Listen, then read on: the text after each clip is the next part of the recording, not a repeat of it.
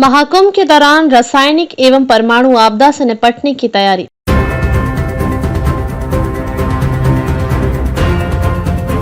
महाकुंभ 2025 को सकुशल संपन्न करने के लिए परमाणु ऊर्जा विभाग ने उत्तर प्रदेश राज्य आपदा प्रबंधन निगम के साथ मिलकर एक प्रशिक्षण कार्यक्रम महाकुंभ क्षेत्र के पुलिस लाइन सभागार में किया, जिसमें किसी भी प्रकार के परमाणु और रासायनिक आपदा से निपटने के लिए कारगर उपाय एनडीआरएफ और एसडीआरएफ के जवानों ने संयुक्त रूप से प्रशिक्षित किया गया।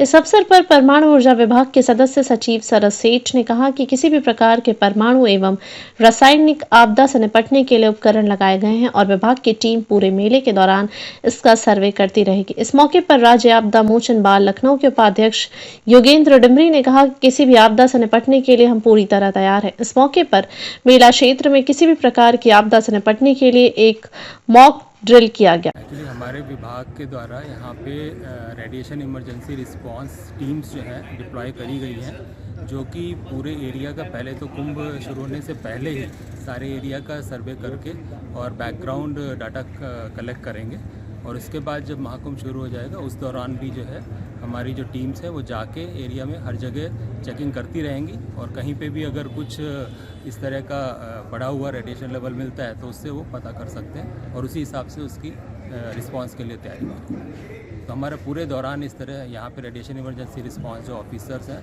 और टीम जो है वो यहाँ पे तैनात रहेंगे।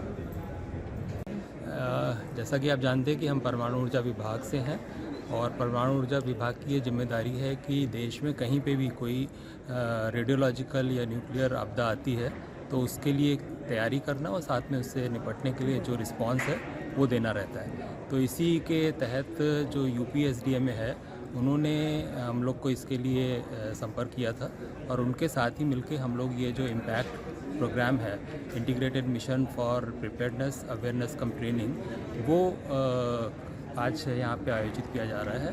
और इसके तहत जो है इस तरह की कोई भी आपदा अगर इस क्षेत्र में आती है महाकुंभ के दौरान तो उससे सफलतापूर्वक कैसे निपटा जाए, इसके लिए सारे स्टेक होल्डर्स को ब्रीफ किया गया है और उनको तैयार किया गया है। हाँ, मैंने जैसे बताया सारी आपदाओं के लिए तैयारी हो रही है, उसके साथ में जो रेडियोलॉजिकल न्यूक्लियर आपदा है उससे भी लिए तैयारी जो करनी है उसके लिए ये सारा आज का प्रोग्राम हो रहा है। जी, अपना परिचय छोटा सा दे दीजिए। मैं सरस सेठ, मैं member secretary crisis management group, department of atomic energy से। जहाँ तक मैं केवल CBRN की बात करूँगा, और CBRN के क्षेत्र में कहूँगा कि आज के दिन हमारे यहाँ मेला क्षेत्र में और पूरे तमाम जनपद में 5 CBRN टीम डिप्लॉयड हैं, 4 NDRF की, 1 SDRF की।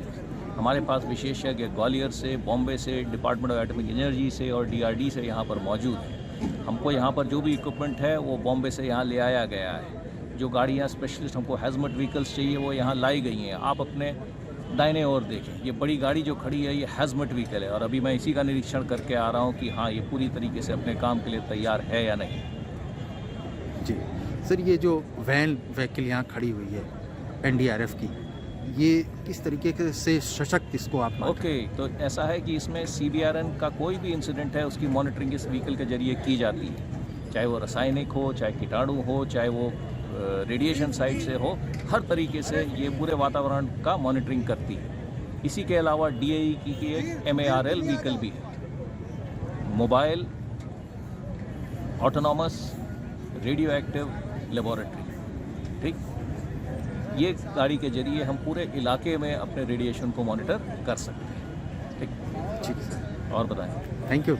तो सबसे पहले ये ज़रूर जानिए कि सुरक्षा और आपदा ये बिल्कुल 2 अलग पहलू हैं। ठीक, तो यहाँ पर अगर हम आज CBRN यानी कि केमिकल, बायोलॉजिकल, रेडियोलॉजिकल, न्यूक्लियर का प्रशिक्षण करवा रहे हैं, तो इसको हम आपदा के दृष्टिकोण से देख रहे हैं। ठीक जी, न्यूक्लियर यहाँ होना नहीं है, केमिकल और रेडियोलॉजिकल ये आज की वास्तविकता है। अगर कोई रासायनिक पदार्थ लेते हुए ट्रक पलट जाता है और केमिकल इमरजेंसी हो जाती है तो उसके लिए हमें क्या विशेषज्ञता चाहिए वो हमें ज़रूर जानना चाहिए। ये काबिलियत हमारे SDRF और NDRF की टीम्स में है, पर इन्होंने बाकी से मिलजुल कर डॉक्टर्स के साथ, फायर के साथ, हमारे जो एडमिनिस्ट्रेटर्स हैं एसडीएम के साथ मिलकर एक साथ किस तरह प्रतिक्रिया देनी है वो ज़रूरी है। उसी तरह रेडियोलॉजिकल, आज हर एक कैंसर हॉस्पिटल में, हर एक मेडिकल रिसर्च इंस्टीट्यूट में, न्यूक्लियर साइंस इंस्टीट्यूट में, एग्रीकल्चर रिसर्च इंस्टीट्यूट में रेडियो आइसोटोपिक पदार्थ यूज़ किए जाते हैं।